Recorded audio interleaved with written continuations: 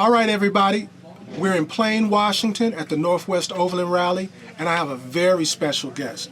I'm honored to have with me Mario from AT Overland, who's a title sponsor of the Northwest Overland Rally, and is a wealth of knowledge about overlanding equipment, and obviously AT Overland. Welcome to the show. Oh, thanks for having me, man. It's great to see you again. It's been 3 years since we had a rally up here, so it's nice to be back. So let's talk about the rally real quick. Yeah. How long has it been going on? Good Lord. I want to say it's been going on since maybe 2010 or 11, something like that. The first rally I came to was in 2013. 2013. It was here in Plain, and been hooked ever since. It's a great event. So I guess I missed the first 2 years. I've been coming since 2015, and I've been seeing you every year. Right. On my podcast, I speak about this particular event all the time. I classify it as a second-tier event. You know, I have Overland Expo as by itself a separate entity at number one. Right. Yeah. Very large event. And then there's the ones. And there were only 2 events in the whole United States that I recommended. It was this one and Vermont Overland. And I don't know if you know, but they sold it, so I don't know about the new owners, so I don't speak on that. Yeah. So now my only recommendation in the whole United States is this particular event. That's awesome. So I know they're sick and tired of hearing my reasons for why you should attend one of these events. I would love to hear what you have to say. Well, we really like this event because it's not highly commercialized. It's not, come to the show and see these vendors, and buy stuff. It's not that. This event is about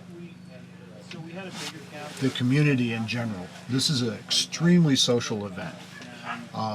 There's not selling pressure, any of that. It's more about having fun, meeting some new people, and learning stuff. And that's the motto of the rally, and it really holds true. It's really what they do here. As you know, you can hear people chatting outside, and it's just people hanging out. So there's this opportunity for people to come together and to share, right? So it's more of a powwow of the tribe than it is this commercial selling event. All day long, there's all kinds of classes. It's pretty low-key for us here as the vendors because we get to communicate and spend more time with the people who are walking around and talking about things that maybe not even overlanding. We might be talking about cooking or, the Dodgers or whatever. It's really nice. It's very, very social. I agree with everything you said, and I just want the viewers to know that you will immediately recognize what he's saying as a fact. Because if you just go to one of the raffles, they give away more stuff each night than they sell. And I mean really good stuff. It's a good raffle. Yeah. And it's fun. And just a note, I travel all over the place. Yeah. Other rallies have stolen Burn It from you guys. Yeah, they have. And if you don't know what Burn It is, if you don't hurry up and respond when they give you your raffle ticket, everyone says burn it and they throw it in the fire. Now everybody's doing that. So copying is the best compliment it's you can flattering, get. Right? Yeah, for sure. So I know what you do, but I'd like you to tell the audience just briefly what you do as far as being a vendor, what business you're in. Okay, all right. Well, I own AT Overland, and AT Overland is a manufacturing company. We design products and we manufacture products. So we make toppers. We used to be a trailer manufacturer. We don't do that anymore. And we build campers like the one that we're in. We're in our Atera camper, which is pretty comfy. It's beautiful. Yeah, and then we also do full upfitments of vehicles. So we'll do a turnkey scenario. So you come to me and you say, I'm going to spend the next 2 years driving around the world, and I need a mobile apartment that can tackle any terrain. So we'll start and we'll figure out what's going to be the best platform for you, the vehicle platform, and then how are we going to outfit that based on your needs. So like in your case as a journalist, I'm sure you got a lot of camera batteries that have to be recharged and things like that. So we're going to think about what your total electrical requirement is, and then we're going to build a system that's going to work for you. So that's one of our core specialties, is being able to look at the entire project and also manufacture the entire project. So, Mario, I hope this doesn't catch you off guard, but I think you're ready for this question. Okay, hit me. What makes you so qualified to be the one to do that? Why would somebody come to see you over some of these other vendors that are out there? You know, that's a good question. I've never been asked that before. We've been doing this for a while. I mean, we started AT in our garage in 2020, and here we are 22 years later. I've never envisioned that we would be where we are, but we are. We have a broad set of skills under our roof at AT. We have electricians, we have cabinet makers, we have metal workers, we have plumbing, HVAC, all of those things. We have all that skill set in one place. And all of our staff members love to do this in their spare time. And so it's that collective brain trust that we have under our roof that allows us to do these things. I have my background, you know, I haven't grown up in Africa and traveled remotely and by hitchhiking, motorcycle, on foot, in 4x4s, so I have my own experience that I bring to the table, and so do each one of our staff members. And I think that's how we produce great product. Well, you know, we're in this new social media era. Yeah. And with all those qualifications, people still are going to want to know this next question. So who are some of the people that you've, recognizable names that you've done stuff for, you've outfitted or built things for? We did the interior upfitment and electrical infrastructure for two 70 series trucks for Expedition 7. They took those two trucks around the globe, all 7 continents, over the course of 2 years. Everything from the desert to the South Pole. And we built those trucks. You can imagine the broad range of environments that has to operate in, from like negative 60 degrees to, you know, positive 130 degrees. And so how do you build a system that works in all of those environments? And that takes a lot of figuring out, right? And to do it in such a small space. So if someone finds this interview interesting and wants to come see you, Yeah. are these cookie cutter vehicles, or do you sit down and talk to the person and find out what their needs are and it's a custom thing, or is it a little mix of both? It can be a little mix of both. It depends. If it's if the demands are not high and complex, then we certainly have different packages that we can put together that will handle the needs of most. But a lot of times, what we're doing is a highly consultative process where we're sitting down with the client, trying to understand what do they want to do. And we have a series of questions that we'll ask, like what kind of terrain are you going to drive in? Which countries are you going to be in? What are the ranges of weather? What are those extremes going to be for you? What's the distance between resupply points? That tells us how much fuel you have to have, how much water you have to have. What are your electrical requirements? That helps us put together a package. So Mario, it sounds like you're not just some engineer who decided to get into this new Overland business. No. Sounds like you're an Overlander, and the knowledge that you have, you're bringing it to the industry and have brought it to the industry many, many years ago. You're one of the Big Kahunas. You're one of the OGs out here. Yeah, pretty much. When we started this business, we were explaining to people what we were doing, because this was not a thing. This was something that we enjoyed doing and felt that we could make a living doing. But it was hard, because at that time, nobody knew what a rooftop tent was in 2000. There were very few of them in the country. We probably had more rooftop tents on our shelf than any place else in the country, and there might have been 10 at a time. And now you see rooftop tents everywhere, right? Right. Yeah. It's like common now. Yeah, yeah. I want to speak to my audience because I want to be very clear about something. I'm not just being complimentary when I call him the Big Kahuna or the Big OG. This is the standard. Even if you're going to go buy something else, this is the standard that you base off of. This is the standard. I just want to get that out there. Yeah, we don't compromise. We don't compromise on quality. No, it's got to work. We look at products we realize that your life may be dependent upon the performance of this product. And so we take that seriously. And you're still in Prescott, Arizona, right? Yeah, we're in Prescott, Arizona. Yeah, And from what I hear, you've expanded quite a bit. yeah, we did.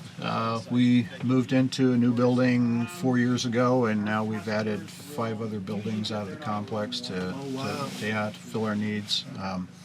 And it's been great. We've got 18 staff members right now, and it's fun. We're having a good time doing what we're doing. And if you're curious about the location where the magic is made, there'll be a link right here for you to see a tour that me and Mario did a few years ago. Oh yeah, you got to redo it We've definitely got to redo it. because it's changed. It's just another excuse for me to go to Arizona. Yeah, we'd love to have you visit.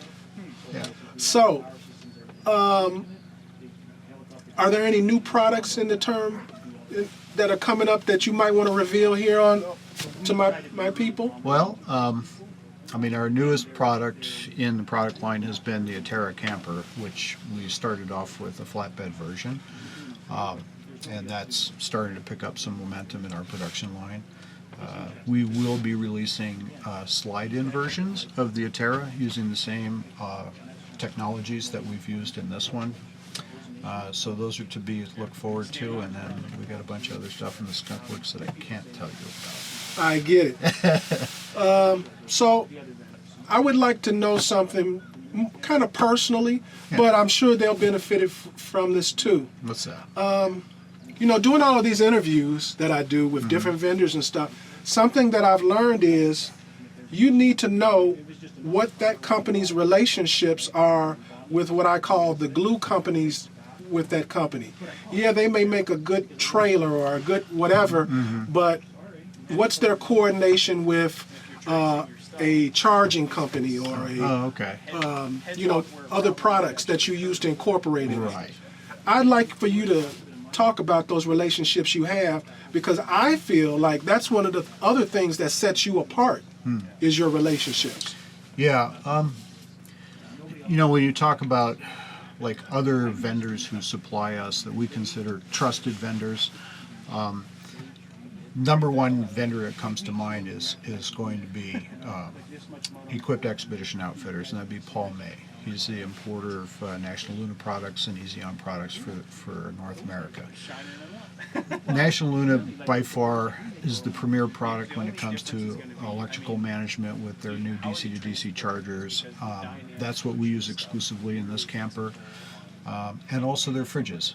When National Luna has continued to raise the bar when they developed their own compressor for their fridges, and at the same time they drop the price and they improve the efficiency. So they're continuing to be cutting edge. They're never resting on their laurels, right? They're always improving the product, always polishing the stone to make it better and better and better. And that's a philosophy that we share at AT, and something we can get behind. Another company that we trust very much is Overland, and they make these windows that we use, high quality, dual pane acrylic windows. They make custom sizes for us, specifically to our needs, and they were also heavily involved in the engineering of the shell of this camper. So there are a few core companies out there that just, they care as much as we do, and that means the world to us.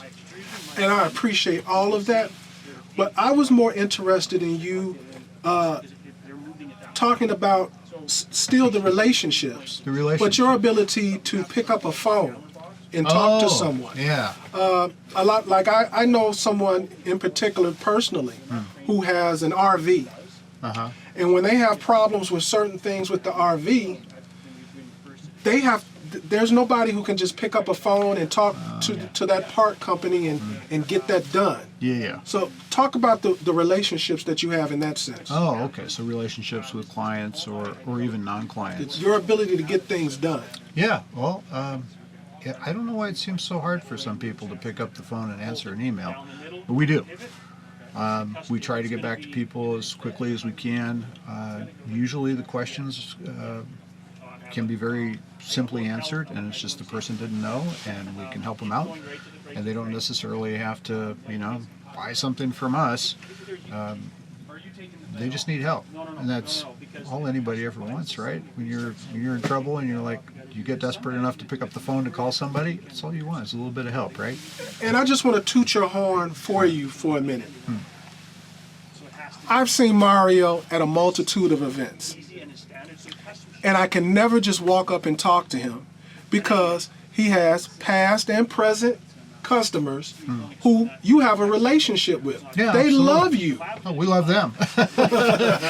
they you know, I say we're a manufacturer, but that would be a pretty generic term. I agree. I think what we really view ourselves as is we enable people to go out and have adventures. So we create gear that helps them do what they want to do. And that's really kind of our driving mission. We want to see people go out and have fun, explore the world, make new friends, have all these wonderful experiences. And what ends up happening, you talk about like how people congregate in the booth and they're talking about Europe. They're telling me where they went. Hey, we did this thing and we did that thing, and thanks for building a great product for us because it, you know, kept us dry and comfortable in these conditions or whatever it was, and let's have great stories. And they know I love to cook, so then they'll share a recipe with me, or they'll see I'm hungry and they'll bring me food. It's awesome. You gotta check out his Instagram, Mario Donovan on Instagram. He cooks some delicious food on the road. Yeah, I love to cook. And we all have to eat, right? That's our common ground. They're chomping at the bit for you outside the door, Mario. Okay. So I don't want to be the person holding you from your fans. Yeah. But I want to thank you for the time that you did share with me today. It was a privilege to sit down and talk to you Thank again. you for your time too, man. I know your time's precious as well, so I don't take that for granted.